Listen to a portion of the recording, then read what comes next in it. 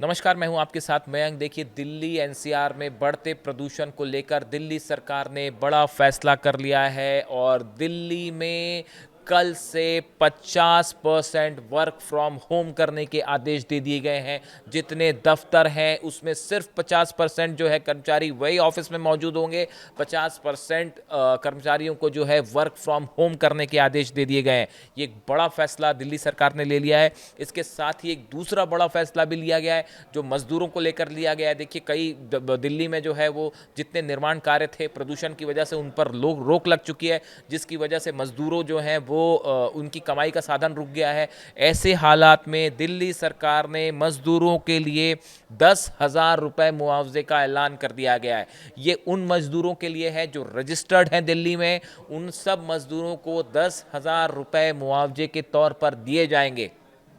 देखिए, जितने सीमेंट से जुड़े काम हैं, रेत से जुड़े काम हैं, कंस्ट्रक्शन के काम हैं, इनकी वजह से भारी मात्रा में पॉल्यूशन होता है, प्रदूषण होता है और दिल्ली में हालात जो हैं ये है कि AQI बहुत ज़्यादा बढ़ा हुआ है। इसके चलते ये निर्माण कार्यों को रोक दिया गया है, जिससे जो है मजदूरों को खासा नुकसान हो रहा है। इस वजह दिल्ली सरकार ने फैसला करते हुए 10,000 रुपये मुआवजा देने का ऐलान कर दिया है। दूसरी बड़ी खबर है। इसके अलावा तीसरी खबरें देखिए जो आज से लागू भी हो गई हैं।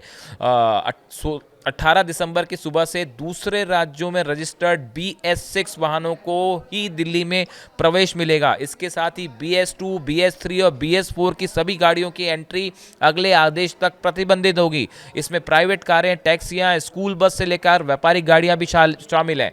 ये नियम जो है 18 दिसंबर से इसको लागू किया जाएगा। दूसरे राज्यों में registered BS2, BS3, BS4 category की सभी गाड़ियों की एंट्री पर रोक रहेगी। इसमें private car, taxi, school bus और सभी तरह के कमर्शियल वाहन भी शामिल होंगे। यानी आप अगर किसी तरह की स्कूल बस, प्राइवेट कार और कमर्शियल वाहन लेकर दिल्ली जाना चाहते हैं तो इन पर बैन रहेगा। इसके अलावा एक चौथी बड़ी खबर है। बैन वैध प्रदूषण अंडर कंट्रोल PUCC जो होता है सर्टिफिकेट से के बिना किसी भी वाहन को पेट्रोल या डीजल नहीं दिया जाएगा। अगर PUCC सर्टिफिकेट नहीं है तो किसी भी गाड़ी को पेट्रोल या डीजल नहीं दिया जाएगा। ये 4-5 बड़े ऐलान जो है वो हो चुके हैं। 50% वर्क फ्रॉम होम होगा, मजदूरों को जो है वो 10,000 रुपये का मुआवजा दिया जाएगा। दूसरे राज्यों से जो आने वाली गाड़ियां हैं उसमें सिर्फ BS6 वाहनों को ही प्रवेश मिलेगा, बाकी गाड़ियों को जो है किसी तरह का प्रवेश नहीं दिया जाएगा। उसमें जो है कार, टैक्सी, स्कूल बस भी और कमर्शियल वाहन भी उसमें शामिल होंगे।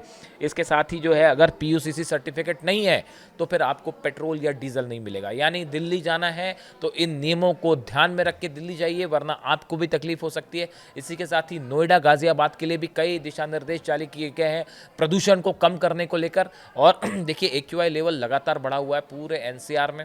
स्कूल जो है वो बंद कर दिए गए हैं। 5वीं तक की क्लासेस जो हैं वो वर्क फ्रॉम घर से ऑनलाइन पढ़ाई हो रही है, जिसके चलते जो है स्टूडेंट्स और माता पिताओं को भी काफ़ी परेशानी का सामना करना पड़ रहा है। लेकिन स्वास्थ्य बच्चों का सबसे ज़्यादा महत्वपूर्ण है। लोगों का स्वास्थ्य को ध्यान में रखते हुए तमाम स्टेप्स उठाए गए हैं और इसके चलते जो है वो आने वाले कई दिनों तक अभी खासी दिक्कत का सामना लोगों को करना पड़ सकता है। तमाम कोशिशें हो रही हैं प्रदूषण पर कंट्रोल करने की। अब देखते हैं इसका नतीजा क्या होता है, कितना इसका असर पड़ता है। इससे जुड़ा जो भी अपडेट होगा आप तक पहुंचाएंगे।